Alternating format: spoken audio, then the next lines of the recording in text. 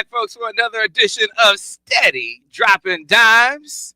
You know how we do it. Love to get with the fellas, love to get with the crew, the guys who did it big at the University of Michigan. I love these brothers. I love these brothers outside of the University of Michigan. You know, these are my fellas, my crew, as I call them. But I know you love them too. You love them because you got to know them from their days in Ann Arbor, and we come to you on a weekly basis here on this show we call Steady Droppin Dimes, brought to you by our proud sponsor, Golden Limo. Before we talk about Golden Limo, let me introduce to you this esteemed crew of brothers, starting off first with my man Tyrone Wheatley. Still to this day, I always introduce him as the finest athlete I have ever witnessed with my own two eyes. That is right. That is right. Tyrone Wheatley. T-Wheat, how you doing? I'm doing well. And happy belated Thanksgiving. I hope everybody had a, fabulous holiday. But I'm doing well. Doing well. You feeling better this week, Wheat? I know when we were last here, man, you were under the weather. But you played hurt. You played hurt last week. I had to, man. I was I didn't realize at that moment I was had a little temperature, but I had pneumonia. Whoa. Oh wow. Yeah, I had pneumonia. Yeah. Appreciate you, man. Yeah, like they just say, if you're gonna tote the mail with rain, see the soul. You know what I'm saying? Gotta tote it, baby. Hey man, I like this little touch that producer Lance. He gave us script names on there. It's like, and then the colors and everything. Producer Lance been working. Nice. All right, like that. Daniel Horton, how you doing? Doing all right? Good. I'm doing good. Doing good. All right. Good to see you, Daniel. Yep. Good to be here, man. I almost didn't make it. I'm laughing at one of our viewers here. He said, this NIL era, we steady dropping bags. It's funny you mentioned that because that's going to be one of the topics today here on Steady Droppin Dimes, brought to you by our friends at Golden Limo. If you are looking to get to your destination on time, every time, you need to check with our friends at Golden Limo.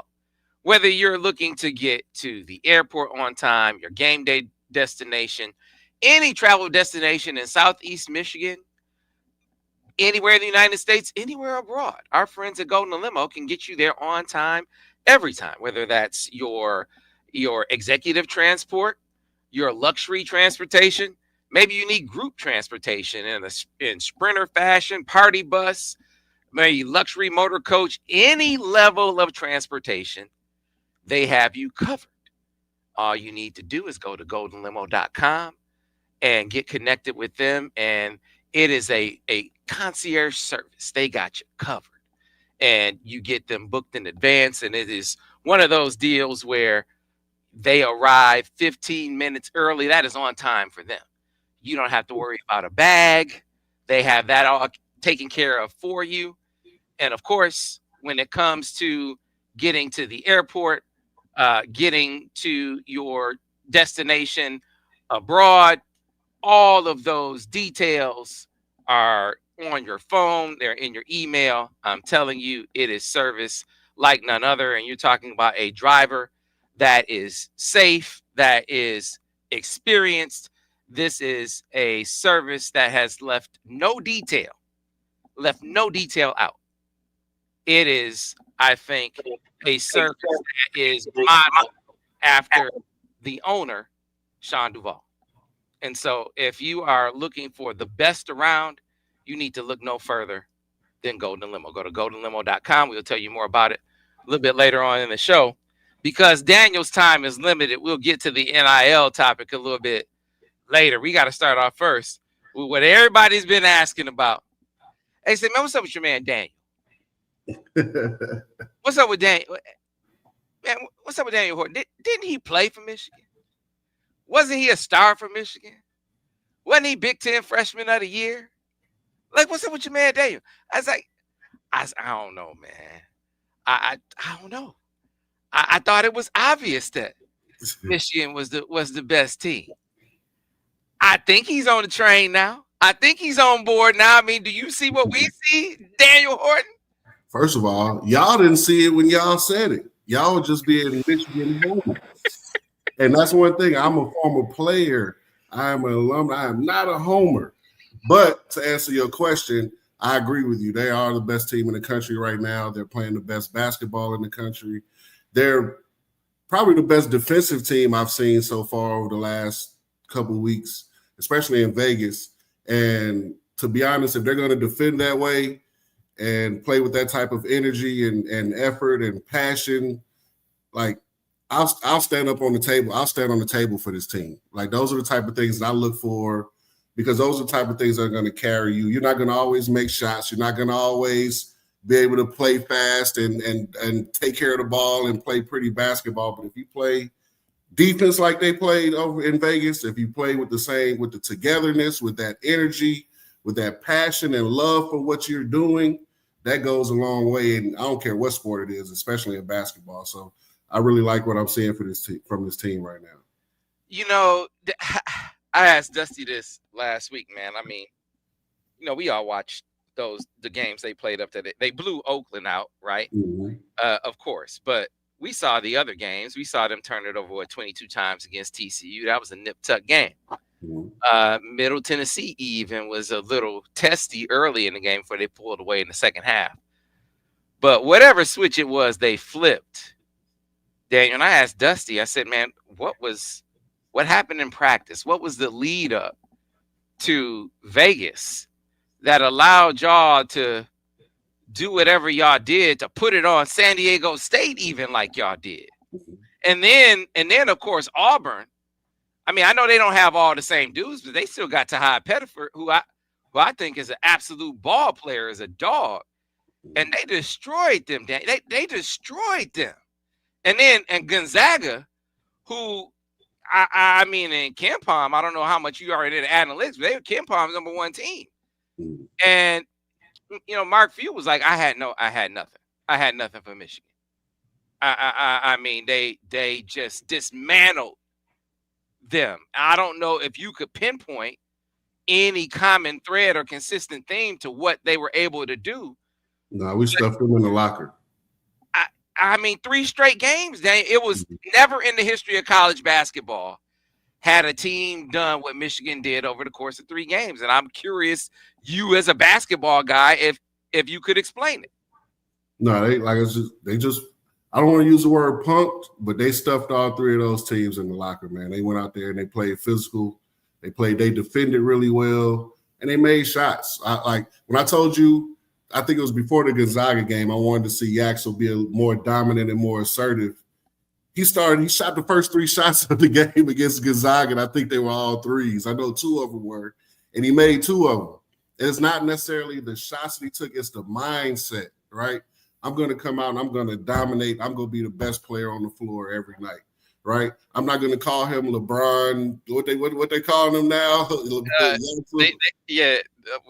was the Jamaican LeBron or something like that. Yeah, something like that. I'm not going to go that far with it. But if he approaches the rest of the season like he approached the games in Vegas, not trying to feel his way out, but just I'm coming out from tap to buzzer. I'm going to dominate.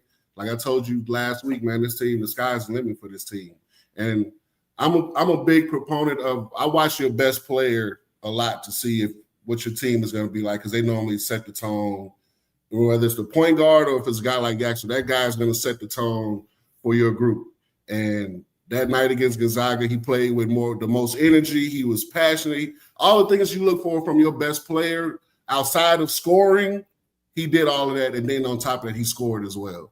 So if he continues to bring that energy and that type of passion and leadership to their group, they're going to do some special things this year. I tell you, when did I text you after the game? Oh yeah, you came through. You said okay. It's like the number one team. It's like the number one team. You did. You gave them their props after the game for sure.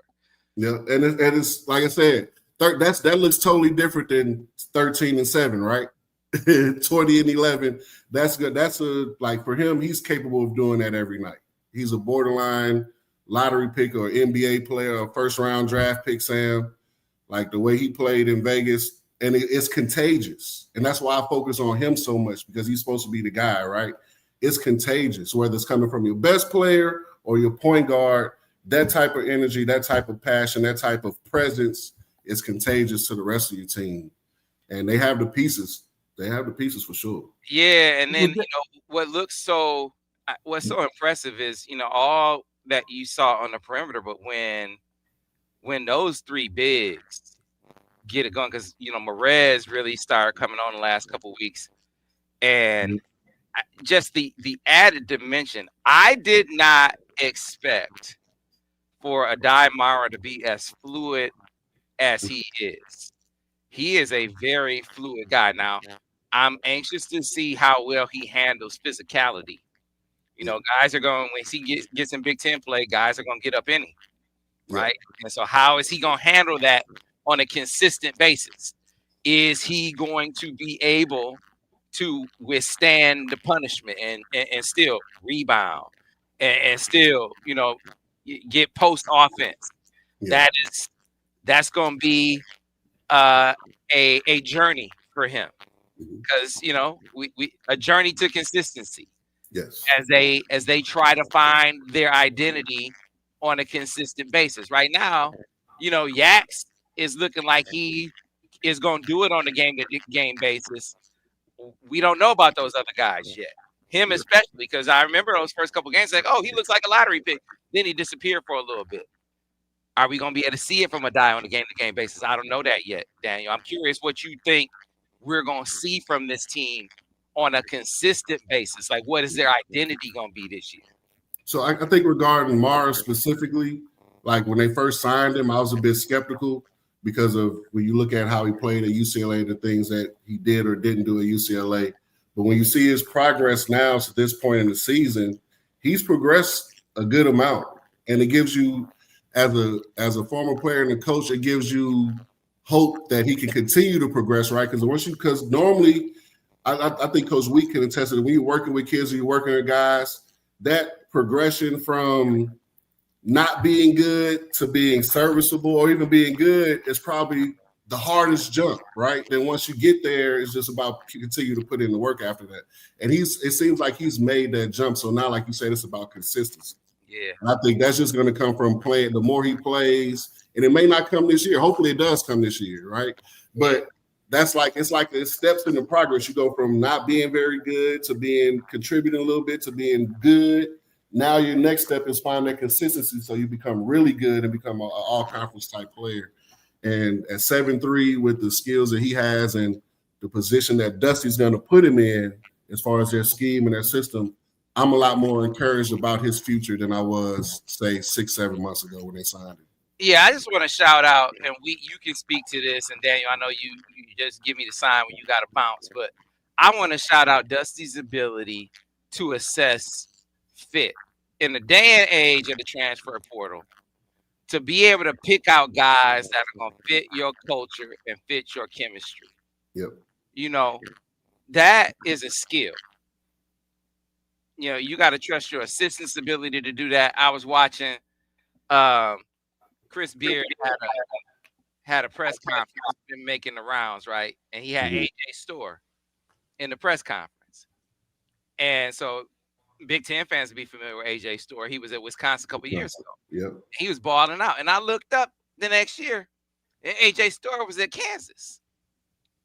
And then I just looked up, AJ Storr is at Ole Miss now. You realize AJ Storr has been at 4 schools in 4 years now. He was at St. John's. Then he was at Wisconsin. Then he was at Kansas. Now he's at Ole Miss. And so they were in this press conference, and the question to AJ Storr was like, they had lost the game, and the question was like, hey, so y'all haven't, there was poor effort at the end of the game, and how do you, as a player, talk to your teammates about poor effort? And, everybody complained about AJ Storr's effort. Yeah. So he's one of the culprits. And so Chris Beard didn't even let AJ Storr answer the question. He jumped in and said, yo, yeah, I know how you fix it. You just play different players. Yep. So he's talking about AJ Storr. That sounds like Coach Beard, too. He's talking about AJ Storr. And I'm like, so he basically mad at AJ Storr. Mm-hmm. And I'm thinking to myself, whose fault is that? Coach's fault. You mad at him for being him. Mm-hmm. You mad at him for being him. You trying to hold him accountable. And he's a 4th-year guy. He's a senior. You recruited him he's established his identity already. Yep. He figured out who he is. So you brought him into the program with his identity already. Whose fault is that, Wheat? It's the coach's fault. And I think we said it in the very beginning. So you might look at the young man like we was talking about, Sands, when he was at place where it was, I forgot, we just talked about it, but UCLA. He may not have been productive there, but as a coach, sometimes you sit in your office late at night and you're playing into NCAA basketball with these players, and you got them. I have this guy. This is all I need him to do. And we, as the pedestrians sitting down, like, why would you take him? Because we don't know and see exactly what it is to take and what it needs to be in that fit, right? And so we've been talking about Jackson. Like, me personally, I thought he already had it. Like, for me, when I was watching him play, I just thought he was just trying to make sure he distribute. Because one thing, D, you could talk to this now. I just remember my basketball days. If our best player was rolling, we had to pick our game up. Because if he's off, then everything else can't be gone, right? Yeah. So you have to distribute. You have to distribute and bring everybody else's game up to yours. Because you're going to have an off night. But once you have that off night, now everybody else can kind of bring in and pick their game up. And now everybody, just like football, everybody understand your role. What's your role? And then you major in that role. And that's when you become a superstar, when you major in your role, no matter how big or how small it is, right? You understand your role, because now everybody can't be the superstar. Everybody can't be that guy. And so when you talk about accountability, it's on the coach on the accountability to put this team together, where you want these pieces to go. When you're sitting up in your office at 11:30, 12 o'clock in the morning, and you got them tags on the board, and you're looking at it, and you said, okay, this is what we need from him. This is what we need from him. How is this person? How is it going to fit? And then when you see all those things come together, it just doesn't come together accidentally. I mean, those things are planned out. Somebody's staff. Yes, sir. Yep. Yes, sir. It all plans out. It all works together in the staff room. And like I say, that's when you pull out the control as the coach, man. You playing this two-way on your board. You're looking at these guys. And so now when it comes out, you got it. But me personally, I just think it's a great fit. It is a great fit in what everybody is doing right now on this Michigan basketball team. Yeah, I think Dusty has shown he's elite. He's elite at finding pieces that fit culturally and establishing great chemistry, and then figuring out from a play style wise. All right, now how does it fit on the court? I'm gonna figure out how it fit. It's got to fit culturally. You got my basketball. Yeah. My high school coach used to say this all the time, and you'll laugh at this one, D. You understand this one? Okay, we're gonna win in the margins, baby. And we be like, oh, once he said that meant you was practicing 2 weeks without a basketball. Yeah. Right? We practicing 2 weeks without a ball. Diving on the floor. Yeah, you have to, and those are and what Michigan basketball is doing right now, they're winning in the margins. So all those things that you don't see that's going in the bucket, the turnovers, the defense, the fast play, the hypeness, that's winning in the margin. And those are the things right now that we're seeing, and they're turning over into points. And once that momentum goes, it's easy to replicate every night, right? Because if my shot not falling, I'm going to the boards. I'm crashing the offensive board. I'm turning to Moses Malone, baby. All right, my shot not falling, but I got you.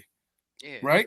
Yeah, because this 2 big or even 3 big lineup, it's not the same, Daniel. It's not the same as last year at all. Like, that's why, because I was talking to John. I don't know if I mentioned this. I talked to John Beeline down in Chicago, and he was like, "Man, I wouldn't play Yaxel at the 3." It's John Beeline. He's like, "I wouldn't play that. He be my foreman." That wouldn't be my first thought either. Right? He be my foreman. He said, "You know me, Sam." He said, "Now I'm not saying it won't work for Dusty. I'm just telling you what I would do." Well, Right. no, I agree with that sentiment. I agree with that sentiment. But once again, Dusty's the one sitting in that room at 12 in the morning. It's his vision. That's his vision. Right. You know, that's coming to fruition because he sees those pieces. Like, hey, listen, when you're looking at your coil, you're looking at this, and you're like, man, listen, I can see, like, we can all see somebody has a certain different deal, right? But we all have our style of play. Like, if we was to sit here right now, if you had a draft pick, are you going big first or you going guard first? What are you going first? If you was to have to pick a team, I'm going big first. That's just me. But somebody else might have a vision of going, I got to get a score. We all have our different visions, right? And that's what makes this sport so damn great. Yeah, and well, people didn't know. They didn't know if Yax had 3-man skills. I think he's showing that he can do a lot of those things. But back to the point that you were talking about, hey, let's put the basketball aside for a second. Hey, fellas, we fit together without the basketball. The things that identify us as Michigan. Let's make sure we got those things. We gonna play defense. We gonna be physical. We gonna rebound. We gonna run the floor. We go to practice. They got the pads out. They beating on them in the post. Things they didn't do in year one. Mm-hmm. They doing all that stuff. All right, now let's get the ball out. Now let's work this offense. We're gonna get a shot up in the first 10 seconds if we can. Right? We're gonna have ball and player movement. We're gonna do all of these different things to get us going offensively. We're gonna see if we can play with 3 bigs on the floor together. We're gonna see if we can get that offense working and find chemistry at this point. And it's starting to work. We're gonna find it after we determine that you fit culturally and what we want to do. It's, he, like I said, he is brilliant at it. You look at how other coaches are doing it, like Chris Beard recruiting an AJ Storr, who's been in 3 other programs in 3 years. Like, it's okay. See if it worked, coach. Yeah, see if it worked. I think to be honest with Dusty, the thing that he's done, he's recruited guys that were hungry, right? Like Yaxel was really, out of the guys that he brought in, Yaxel was really the only guy who had like success at his previous stop, right? Uh-huh. Elliott was a 6-point per game guy. Big fella UCLA was a 5-point per game guy. Namari had come from Alabama where he only averaged 5. So he's done a great job of recruiting guys that were talented, had a certain baseline of talent, but were also hungry to prove that they are good players as well. And I think as long as he continues to do that, you can build chemistry. You can get guys to buy in a 1-year situation or a 2-year situation compared to back in the day where we come looking at, we're going to be here 4 years. You can grow into it. Now you have to kind of build that chemistry immediately every year. And it's easy to do when guys buy in, and they're buying in because, hey, they're looking at like, oh, this is my last major stop, or I get another chance. So for whatever the reason may be, they are hungry to be successful at Michigan and for Dusty May. And this is led to what we're seeing right now. Those guys are playing great basketball. How much time you got, Daniel? How much time you got? I got about 10 more minutes. The gym is around the corner, so all right. So tell me this. Let's move over to college football. We saw all of these hires happen here in the last week or so. Of all of these hires, which school do you think got it right or the most right? The most right. The most right. Which school do you think got it the most wrong? Okay. That's a good one. So can I say LSU for both? right. Like I think we all know like Lane Kiffin is going to be successful at LSU, right? How can he not be, given the resources and the commitment they're going to make to him after the Brian Kelly fiasco, and with them being the only game in town in the state of Louisiana, it's a job that's like every coach, the last 3 coaches before Brian Kelly, or 3 coaches before Brian Kelly won a national championship there. So I think that's a home run hire from a football perspective. I think how they handled it was really bad, right? So I'll say from who got it right, the most right, I'll still say LSU, even though the way it was handled was crazy. And I think I really like the Summerall hire as well. Just watch because I keep up with the Louisiana schools, watching Tulane play. I think he's a really good. I thought he was going to end up at Auburn with his ties to Auburn, but him going to Florida, that's a really big, that's a good hire as well. But so I would say LSU got it the most right as far as who they got, and the most wrong, obviously, is Penn State because they don't have a coach yet. So. Like how does a program like Penn State like not get Oklahoma State hired a coach before Penn State did? That's crazy. Like they're going to hire the coach from North Texas and take the Mester Maker kid with him. Like how does some of these programs figure their situations out before Penn State does? And they fired their coach first. Well, hey man, Crumble Cookie dropped a big dime for my man to stay in BYU now. Yeah. Crumble Cookie said, "Don't touch my stuff now. We gonna they came out. They came out. Hey, coach, I didn't know Crumble had that kind of them cookies nasty." So we I don't know if this is too touchy for you being in the fraternity, but can you comment on this? Can you touch it? Listen. I agree with Daniel in a sense that I think LSU, okay, it's a different place. SEC itself is a different place. But down there in the Bayou, it's different, okay? It's different. And so as the Romans do, you got to be different. And they hired a different individual to match it. I mean, if you ever seen in the interview, he had the Nick Saban character, he had the Nick Saban miniature movements going on, but he was also growing a Bayou accent at the same time. So I think they got it right. But at the same time, with the resources and the things they're going to give this guy, I believe he's the best person for it and how to use it and how to get it going. James Franklin, love that hire. Absolutely love that hire. Because my son, being a Hokie, okay, probably one of the best college interests in college football, man. Enter the Sandman. When you go in that stadium, man, it is rocking in Blacksburg. But just like in Blacksburg, you got to understand who you are and what you are when you go there. And it's not much. So Blacksburg kind of mimics a little bit of Penn State. I love that. I love that they got that hire. I do.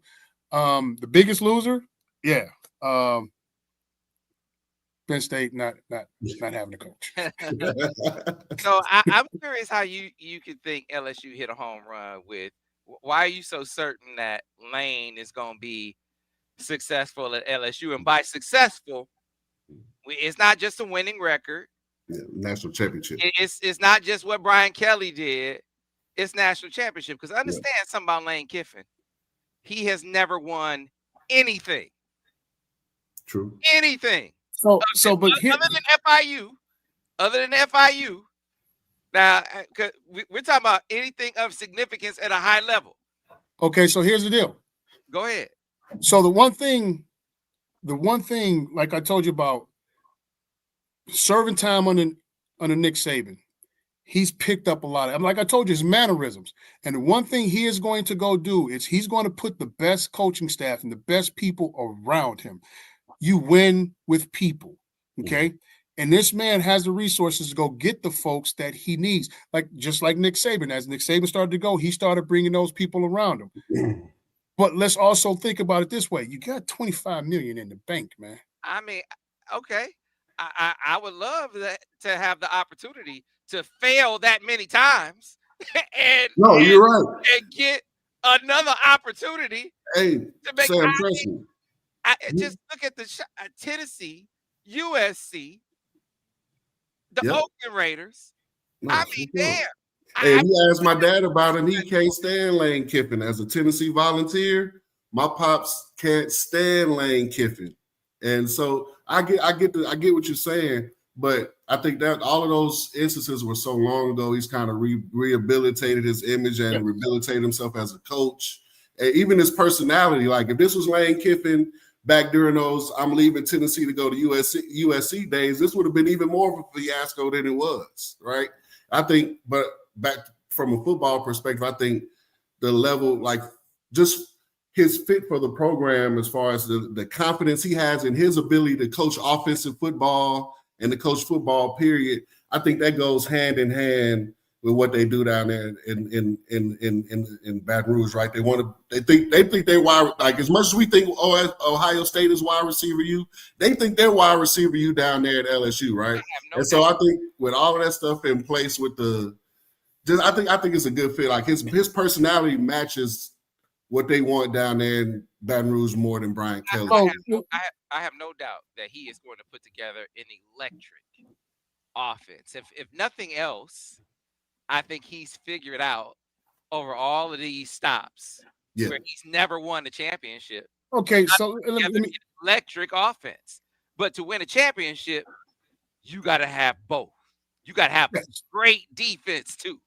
Is he going to be able to do that? He kept Baker around, so they should.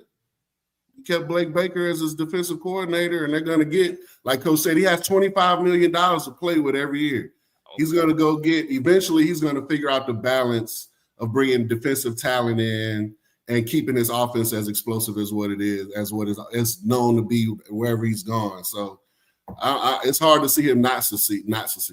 Now, so just like we talked about, now here's the issue that we're not talking about, that we talked about in the basketball sense. Now, it is LSU. He does have $25 million to play with. Now, do you bring in the convicts? And they just out there running amok, you know? And I think that's where your GM, your player development people comes into play. When you're vetting these young men, you're going to get in there. Like, yes, you have $25 million to play with, but it has to be the right $25 million that you bring in. And so that's the only thing I put into question. But yes, you know, someone put it's the best definition of felon forward. But in this new era and this new market of football, though, listen, man, you have to adjust. And like I say, he is. He didn't fail at Ole Miss. That's crazy talk. Yeah. Yeah, I think he for by Ole Miss standards, he met the expectation, which is why if I'm him, I stay there. Like, you know, you were successful by Ole Miss standards. Can you meet the bar at LSU? It's going to be interesting because I think you got to play complementary football. I think your offense feeds into how you play defense. I just don't know if he can have that kind of mindset. It's going to be interesting to see. Who do I think got it the most right? I'm going to surprise you. Michigan State. Oh, you like that, Harry? I think Michigan State. You know what? And I think they owe me some money. They owe me some money. Pat Fitzgerald owe me some money because almost 3 months ago, because I got tired. Hey, even me, who I can't stand Michigan State, right? But I don't want to see them down bad. I don't want to see them like a broke dog. I'm like, hey, come on, man. This dude just don't fit. They got to go get somebody with some attitude, with some fight. You know, they're gonna give them some personality. And I said at that time, who would rehabilitate them is Pat Fitzgerald. I said it months ago. Pat Fitzgerald. I think that hire is excites me as much as a tall glass of water. Yeah. Understand something about Pat Fitzgerald. His model, maybe not the model for the academic profile, but the model for how and when they will compete will fit. Because at Northwestern, he said, here's how it's going to work. We're not going to compete every year. That's unrealistic for us at Northwestern. We're going to tread water for a couple of years. We're not going to be terrible. We're going to scrap. We're going to be senior heavy, then we'll compete. Yeah. We're going to scrap and claw and fight and be respectable for a few years, and then for the third and fourth year, okay, we're gonna be swinging.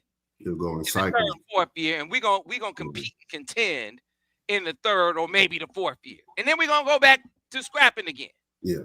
And the way the players we're gonna get, we're not gonna go get the players that Michigan and Ohio State get. We might get one or two, but we ain't gonna live in that. We can't swim in those waters. Those guys don't want to come to Northwestern. We ain't gonna try to do that. like Michigan State was trying to do that before. Because that ain't us. So we ain't going to try to be that. Let's accept who we are. Let's deal in reality. Let's look in the mirror. If I look like Sam Cassell, I'm going to be Sam Cassell. I ain't going to try to look like somebody I ain't. I'm going to accept the fact that I look like Gollum. Okay? I'm cool with that. That's Michigan State, right? So Pat Fitzgerald understands that he ain't the real Lionel, he the bootleg Lionel. And so he is going to accept that reality, go recruit those players. He gonna lean into the reality that, okay, yeah, I hate Michigan, and we gonna lean into that rivalry. We gonna scrap, we gonna claw, we gonna try to bust their ass every now and then. We gonna talk some stuff, talk some junk. We might upset them every now and then. And the question, I think, is going to be, is he going to be able to adjust not getting the Northwestern guy? See, he used to go get the captain of the team that was the academic, the guys that wanted to go to Northwestern. Like, I want to be the academic All-American. That dude don't want to go to Michigan State. He don't want to go to Michigan State. With this new freedom, he might go get them guys Coach was just talking about. Yeah, so is he gonna be willing to go get Glenn Winston, the dude that he got to pick up from prison and put him on the football field? Is he gonna be willing to go get that guy? If he's willing to go get that guy, or maybe not necessarily prison, right? You know, juvie. Is he okay with going to get the guy from juvie and putting him on the field? If he okay with that, making that adjustment, Michigan State is going to win 7 games a year consistently. And then maybe every third or fourth year, they can win 9 or 10 games. Every third or fourth year. But they ain't going – Michigan State will never be what they were the D'Antonio years. But they can be respectable. They can be a 7-win football team consistent. Hey, Coach, you see me shaking my head over here. Hey, Sam is diabolical, man. Like when Sam want to put his foot in your back and keep you in this, and Sam is gonna do it in the most like, hey man, hey, you my guy for a reason. Sam, what you talking about? No matter who's the coach is there, their ceiling is 7 wins and an occasional win against Michigan. That's all you get, Miss. That's all you get, Michigan State. I'm like, yo, okay. Come on, man. I just gave them a better reality. I gave them an ideal Michigan State reality. Come on, man. Sam is diabolical. When Sam don't like you, and Sam, hey, you go, hey, man, they little brother, huh, Sam? So y'all 7 wins and one win against Michigan every 5 years. That's all y'all get. That's it. That's it. Along with your 1 vote. Yeah, I'm about to say.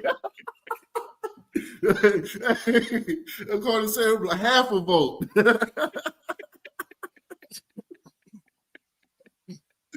Oh, Sam is diabolical.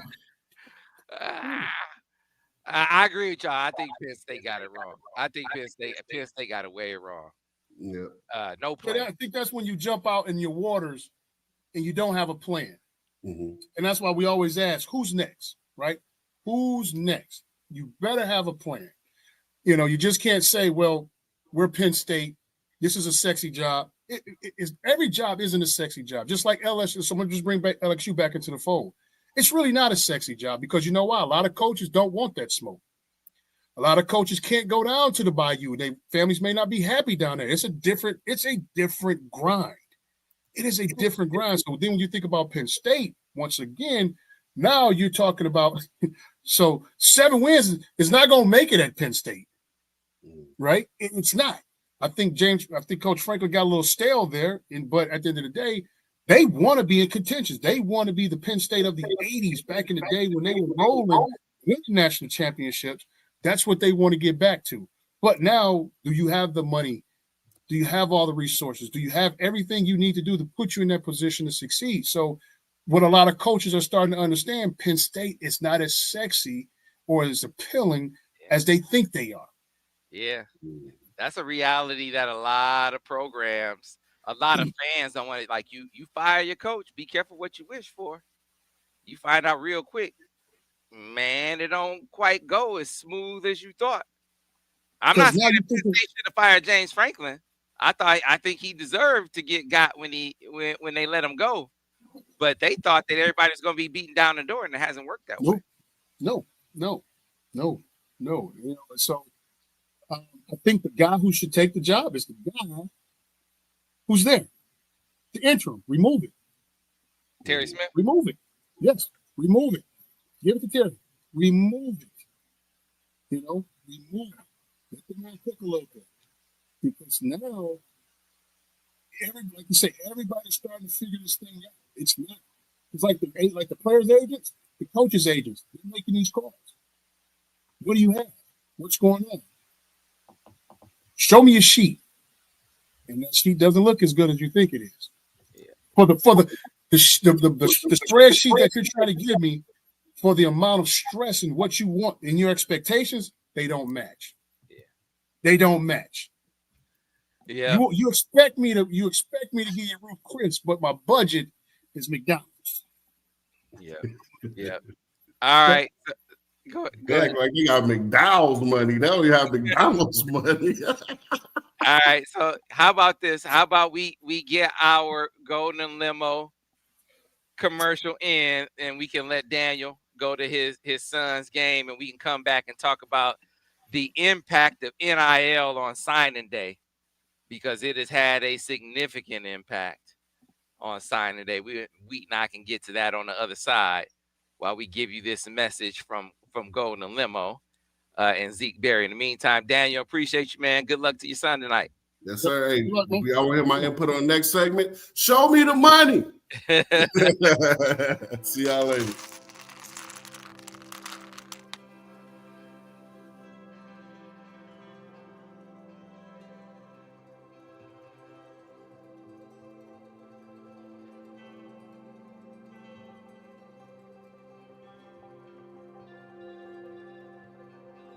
I want to thank Sean for actually giving me the opportunity to be the ambassador for Golden Limousine.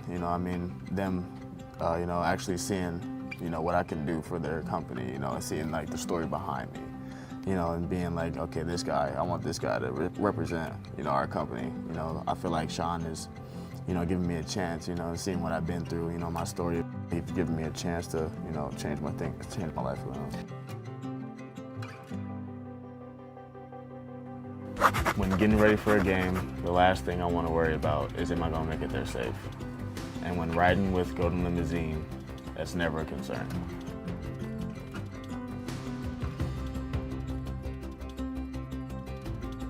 When riding on the bus, I sit back and relax, go over the game plan, and make sure I always have my music. This allows me and my teammates to focus on the game and not worry about our safety. I can cover on the field because Golden Limousine has me covered on the road. The first thing I notice when riding with Golden Limousine is before I even get in the vehicle, the driver comes out and grabs my bags for me. And then when getting into the vehicle, I see that the vehicle is spotless, I have my water, and the attention to detail is second to none. I got with Golden Limousine because of their professionalism, and to be honest, they just got my back. Sean gave me an opportunity after hearing my story. He decided to give me this opportunity of partnering with Golden Limo.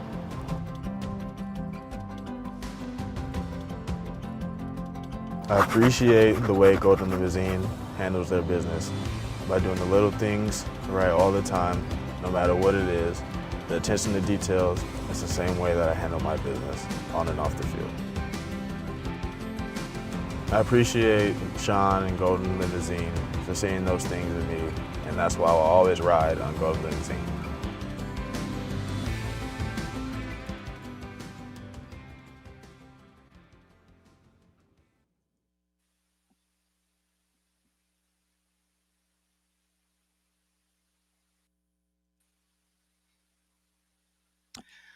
All right, first of all, thanks to Golden Limo.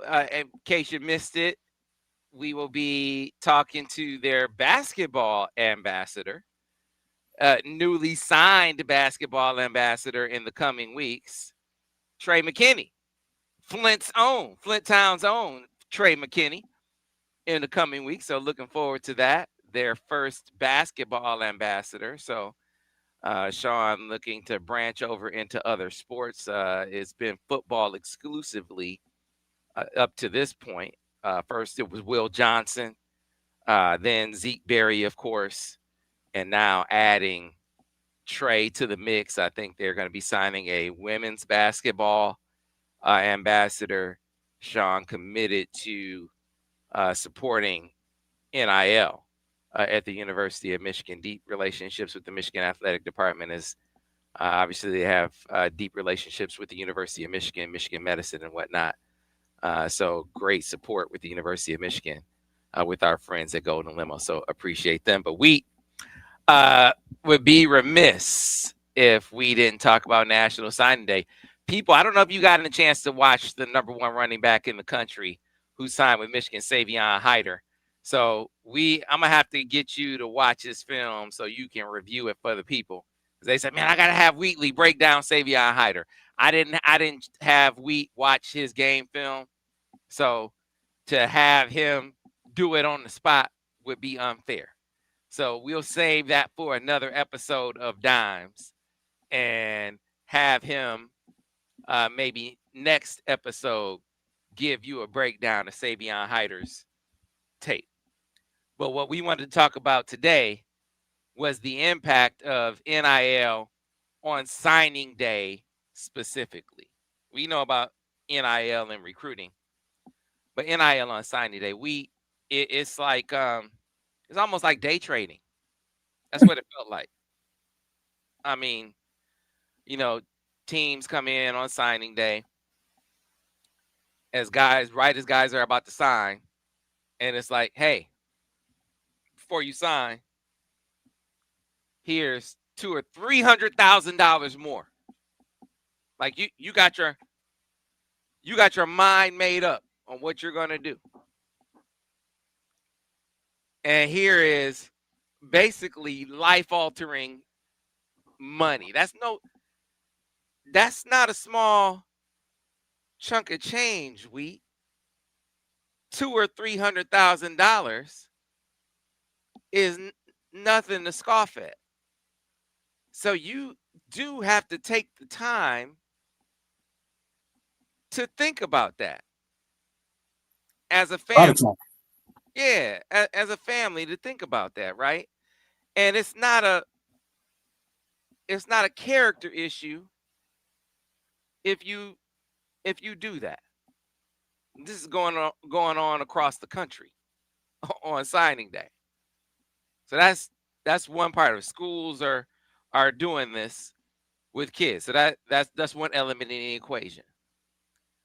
I think fans have a certain perception of kids who take time and families who take time to consider or weigh that option when it's presented.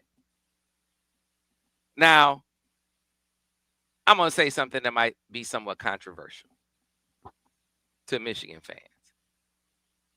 I've seen examples where Michigan has said to a kid, this is Michigan. This is Michigan. It's the offer. This is Michigan. We don't. This is the offer. This is it. Basically making it seem like because this is Michigan,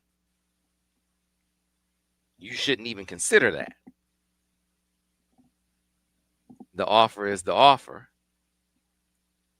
And if you take that offer, or if you consider that offer, let alone take it, it's a sign of your character for you to do that. I got a problem with that, Wheat. I got a problem with that. I got a major problem with that, especially when you talk about you know, when you talk about maybe it's a family who doesn't necessarily come from means, maybe it's a single mother. I got a problem with that. I think that you have to really consider the circumstances of the people you're talking to when dealing with these types of scenarios. And so to have that kind of approach, and I'm not saying this happens all the time, but I know there are instances where that's happened. And I was like, that is not the way to go. I don't think it's ever been the way to go, but certainly not in this day and age. Right. Right. So here's the other element in the equation. So now you have agents, right? Now you have agents in the equation. Some of whom aren't actual agents. So Street agents. Yeah, these are street. So if you had actual agents who are like, say, sanctioned by the NFL. See, an actual agent who is sanctioned by the NFL, they are going to be, let's say this athlete has that type of potential. They know that even if that athlete goes on beyond college, hey, they're going to probably or possibly represent that athlete at that level too, and they can make money with that athlete at that level too. So there isn't this motivation to, I got to get it all right now. I got to make everything off of this athlete in this moment. Right? So I'm not going to push them to just take this offer. Just take the highest bid. So case in point, if let's say Tyrone Wheatley is committed to Michigan, and Tyrone Wheatley is about to sign with Michigan on signing day. And right when Tyrone Wheatley is about to sign with Michigan on signing day, Penn State comes and offers you $300,000 more. But Tyrone, you still want to go to Michigan. You go back to Michigan and you say, hey, coach, Penn State just offered me $300,000. They just offered me $300,000 more. Coach tells you got to go talk to the GM. I can't talk to you about money. You got to go talk to the GM about that. And see what the GM can do. All right? See if the GM can make something happen. Right? And so you go talk to the GM, seeing if the GM can make something happen because you want to go to Michigan. And that agent is like, go to Penn State. Go to Penn State. They offer you $300,000 more. If that GM says anything less than $300,000, that agent is telling you to go to Penn State. But you want to go to Michigan. And he's not listening to, that agent is not listening to what you want to do. He's just telling you to go to Penn State. You see what's going on signing day at this point, Yes. You got on one hand, in some instances, schools that are playing, I think, insensitive hardball with you. On the other hand, you got agents that are forward in their own interests. In the middle, you got, in some cases, kids that sometimes you got kids who are just going to the highest bidders, but in other instances, you got genuinely kids who, I just really want to go to this school, but I can't leave all of this money on the table. You got real life dilemmas going on here on signing day, man. It's a really tough spot for a lot of these dudes to be in. It really is. But my wife made a comment. But this is what they chose, right? They wanted to be, and what she meant by that was, because, I have 3 boys, and of course my kids play college football and all that, because we were having a conversation about the NIL and how would we have handled it and so on and so forth.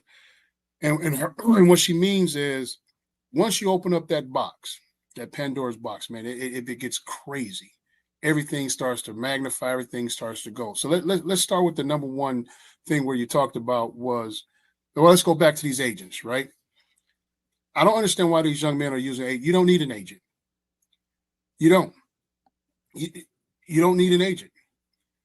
Why give somebody 3%, 4%, 5% of the money that they didn't work for? So you don't need an agent. That's one. Okay. And then that two, clouding up your judgment. Three, there should be a true dead period as opposed to not just a non-contact, on-campus contact. When I say a dead period, I mean a true dead period. It goes radio silence. You can't contact, you can't phone, you can't do anything. Because like you said, it's day trading. And for someone to call a kid and do this on the last day, yes, you're talking about now real life instances. Like you said, circumstances. And circumstances, the key word in the definition of opportunity, right? So when you're thinking about $300,000, that's 300,000 opportunities. I get a chance to get myself and my family out of dire straits in certain situations that I've been in. Oh man, my house is about to be foreclosed on. Or I need a new car, whatever the case may be. That's 300,000 opportunities, right? Got to get a chance to take care of some stuff. And then you talked about the kid, man, I just want to go to Michigan, but this is $300,000. Peace of mind. This money is ruining the peace of mind of young men. It's the most draining thing that I see that's going on, because now, like you said, some kids are just taking the highest bidder. And now they get there, and next year they're in the portal. But if you just want to take the highest bidder, and this is a true transaction, then take your transaction and be happy and stay where you are and get your money. But these guys are saying, I want to play. Well, if the school has put in the work and they've recruited you and they've done everything they can to get there, then yes, I say go to the place where you feel safest. Now, to flip myself on the other side, for a school to sit there and be pompous and to say, the deal is the deal. You know, we are Penn State. We are Alabama. Take it or leave it. And you're not even going to entertain the thought of I'm not asking you to match it. Just come up a little bit. Just show me that, you recruited me this far, then let's go. So if the kid doesn't decide to take it, no, it's not a character issue. That's not a clear character flaw. That's not. Because now you're talking about a kid who's now entered into the world of negotiation. So if you were negotiating a contract, general manager through the university, and they didn't come up on yours, then would you say that's a character flaw through the university because they didn't want to match another school? Mm-hmm. So now, you Penn State and Michigan are now grappling between this, and Penn State says, hey, you know what? The money is what the money is. We're out. Is that now you have a character issue because you're trying to negotiate the best contract for yourself in the job. So no, that's not a character issue for that kid. Because once the money enters into it, there's a negotiation piece. It really is. And so you can't play that hard ball. And then when the kid calls you out and say, no, I won't take it, now all of a sudden it's a character issue. You know what? That's not a character issue, because here's the deal. That character issue should have been noticed a long time ago in the recruiting process. But to tell someone they have a character issue because you say this is the emblem or the symbol on our jersey, and you should be happy with just that, man, scripture just says, man can't eat on bread alone.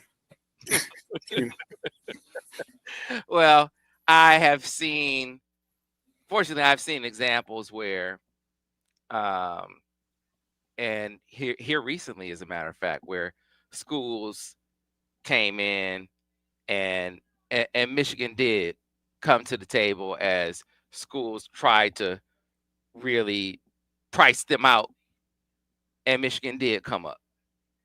They didn't just take the hard line and be like, we're Michigan.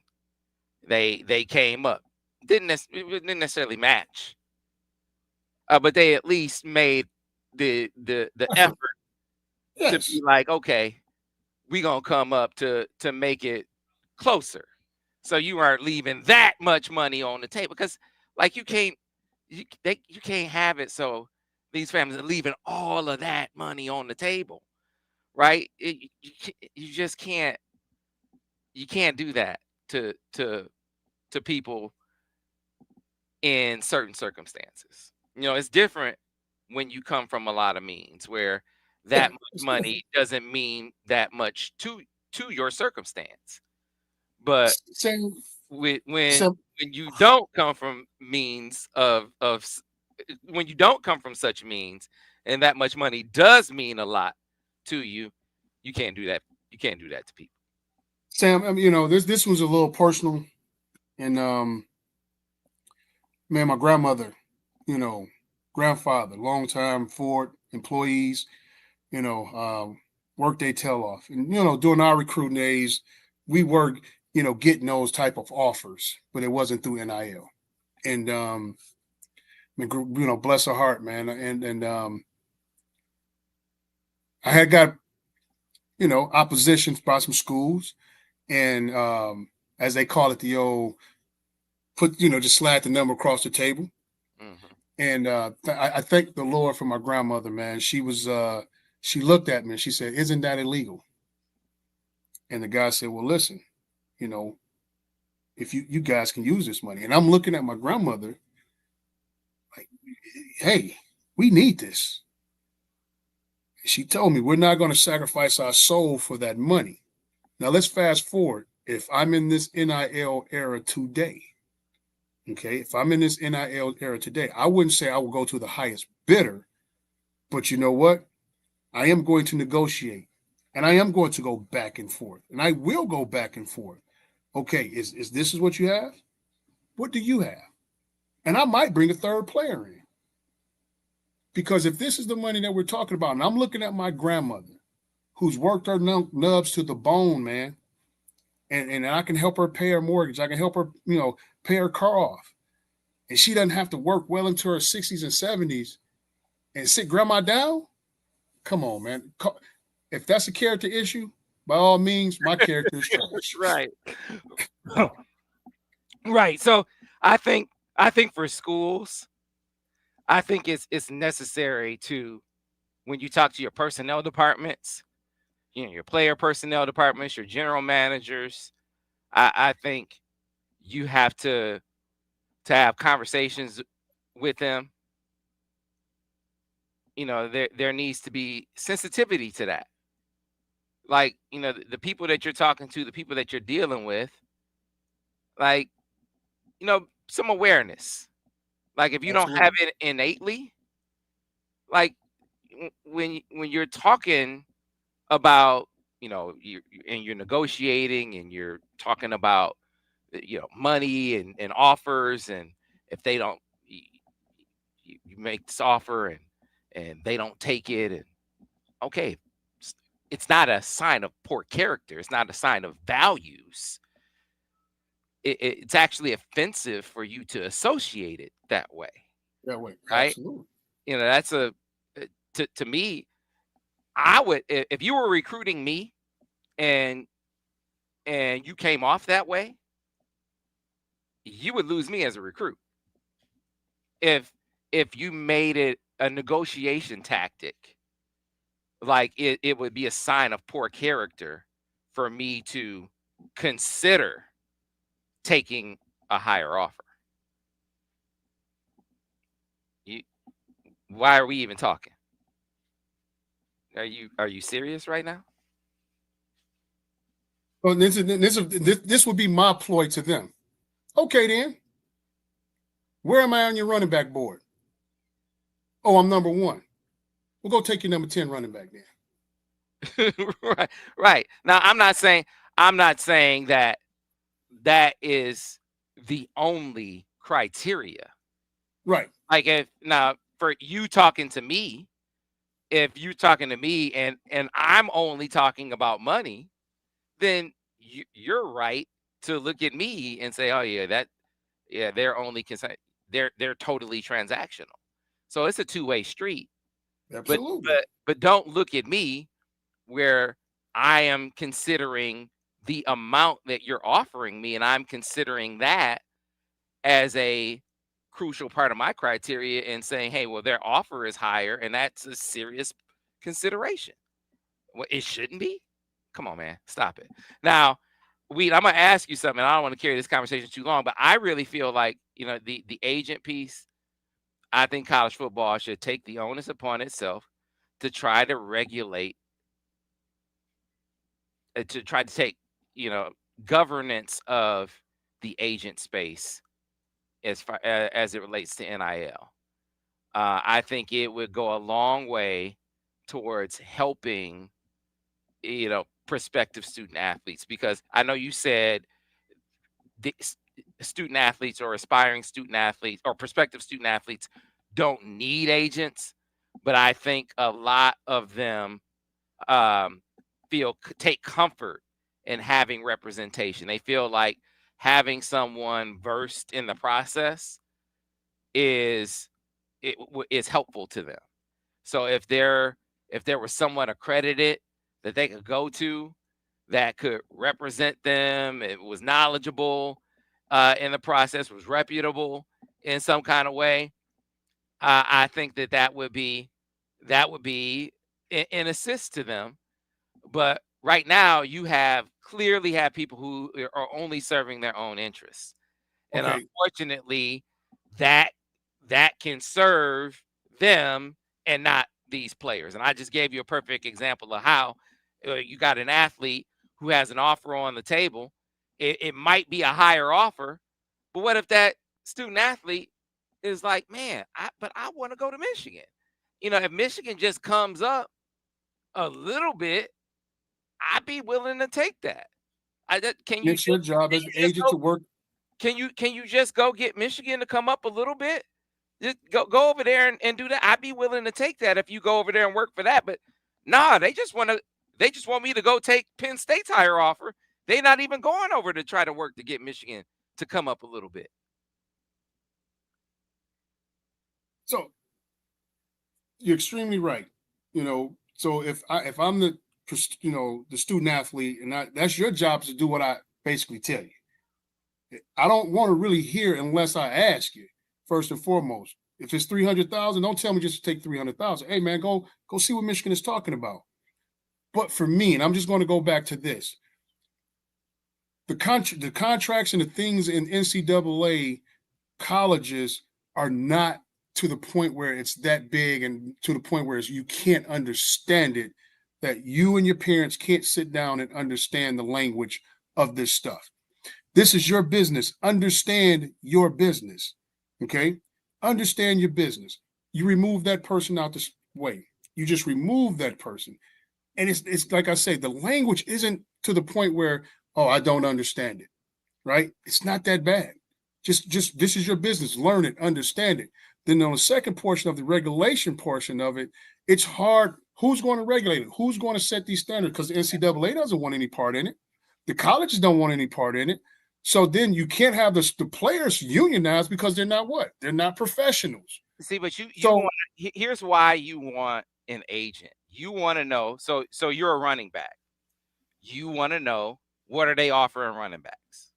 You want to know that you're getting a fair offer. Okay, but here's the deal, though. So this is where you as the players, though, once again, it's not so much as a union, right? It's not so much as a union, but it's a salary sheet, right? We did this in the NFL. We did this. This is a salary sheet. So now at the end of the day, and they also did, and I'm just telling you, they did this back in the day. There's a network.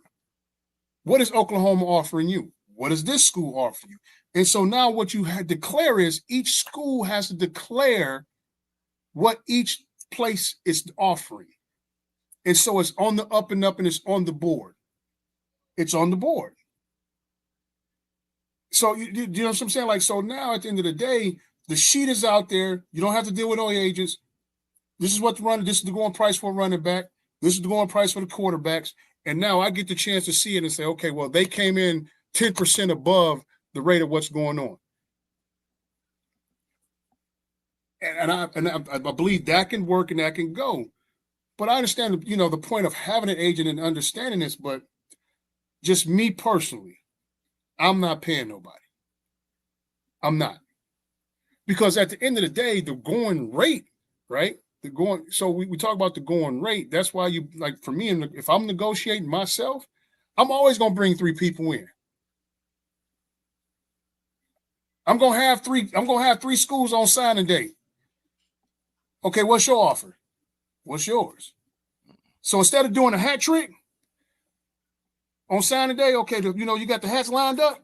Okay, signing day. I'm signing at 3:00. Open negotiation starts at 2. Let's go. University A, what's your deal? University B, what's yours? University C, oh, you out? Okay. University A, University B, what is it? Simple. That's how you could do it. And I'm just saying, that's just me personally. I don't like the agents in college football. I don't. Because to me, it's predatory. It's predatory, man. It's prey. It is. It is prey. And well, that's why I wanted some kind of regulation, man. That's why I wanted. No, you have to have it. No, I do believe it. You have to have it. But at the end of the day, who NCAA doesn't want to regulate it? I know they don't. Everybody's afraid of getting sued, right?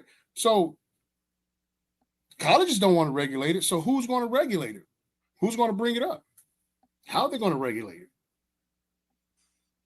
Yeah, that's a tough one. Maybe the student athletes. You're right. They haven't unionized yet, but if and when they do come up with some sort of unionization, that should be one of the first things they do. Now, one of the first. Like I said, the legality of it, though, I'm not. Just correct me if I'm wrong. Not a lawyer, I don't know, but I mean, I don't know what you would call it, but to come together as a union because you're non-professionals, right? Now all of a sudden you're professional. You're right. Yeah, I like some sort of legal designation that is not a union. Something that hasn't been created yet. Some sort of distinction. I don't know. They haven't created it yet. They need. Okay, so I mean, we have a very intelligent audience. So I would like for somebody for homework for next show to figure out how can these young people come together, not unionize, but come together in their own right to protect themselves, and let's lead it for these young men. Yeah, these young men and women. Yeah, and have some sort of representation in the form of an agent.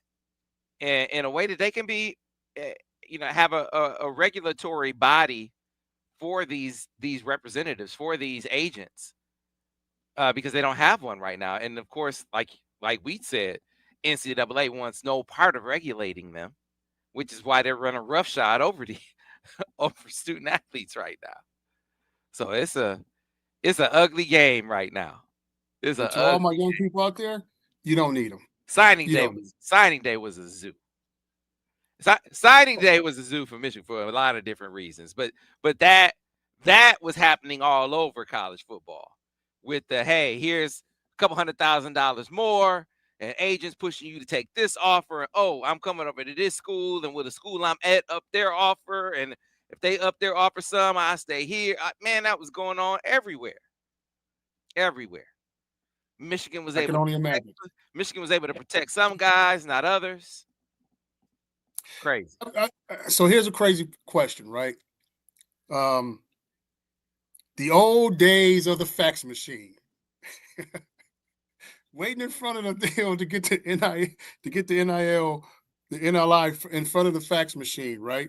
And then having someone that fax machine, that fax doesn't come in, and you're afraid of somebody getting flipped on signing day because you don't get the NLI, right? Just think of where we've come from those days to now, someone not getting flipped because of the NIL, because now you have an NIL. Mm-hmm. The national letter of intent, it's gone. It's gone away. The fax machine is going away. Now I'm getting a call on game day, on signing day saying, I got $300K for you. Yeah. This is why so many changed on the last day. This is why. We're telling you why. telling you why. But I'm just saying, just reminiscent of the old days of coaches trying to flip you. And that's kind of one of the dead periods deals, because coaches would be outside your house, on signing day, trying that last minute push to get you to flip. I'm just saying, just like how it's flipped from that to now, the actual bread of it, man. Yeah, It's just crazy. Coaches, signing day now is the most stressful day of the recruiting cycle. Man, it used to be, this is the day where they breathe easy. Yeah, kicking your feet up, celebration. Man, they sweating bullets. Oh, hey, oh my goodness, what is it? Vance? What's the coach out there at Syracuse? What's his name? Oh my goodness, football coach. Fran, is that Fran? Fran. Yeah. Yeah, some coaches better start pulling the Fran. Hey, I'm coming after you, trying to flip my guys. Yeah, Fran said a little more salty than that. Hey man, I'm trying to keep it PG, but I get you talking to my guys. It's gonna be some furniture moving. Yeah, man. Yeah, he Fran Brown, get with it.